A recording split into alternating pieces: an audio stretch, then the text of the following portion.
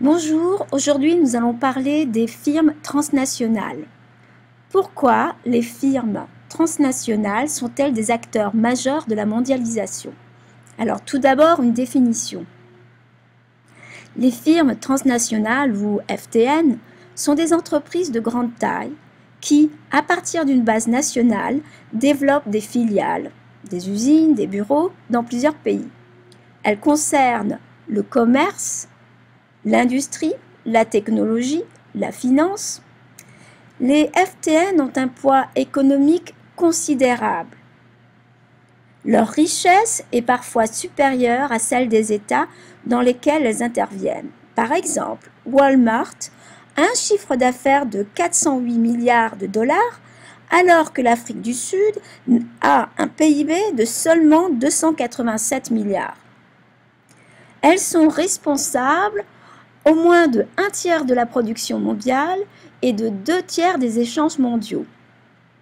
Elles réalisent également l'essentiel des investissements directs à l'étranger.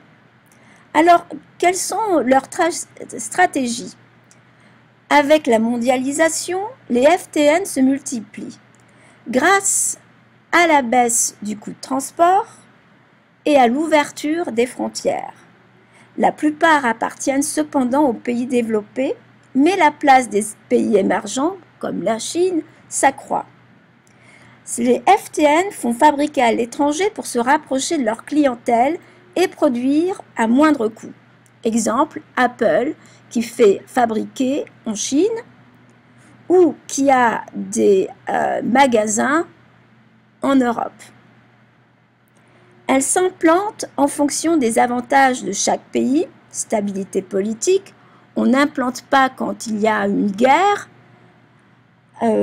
main-d'œuvre bon marché, comme la Chine, accès direct aux matières premières. Elles multiplient ainsi leur acquisition et leur alliance avec d'autres firmes. Grâce à l'accroissement de leur taille, elles peuvent réaliser et innover. Quels sont les effets des stratégies des firmes?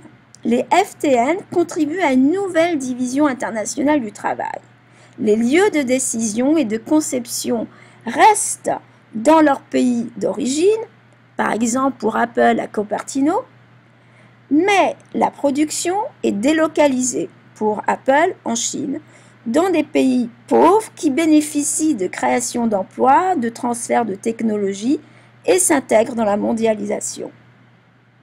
Enfin, les FTN mettent en concurrence les salariés. Dans les pays d'origine, la main-d'œuvre est beaucoup moins chère que dans les pays... la main-d'œuvre dans les pays d'origine est beaucoup plus chère que dans les pays d'accueil. Voilà.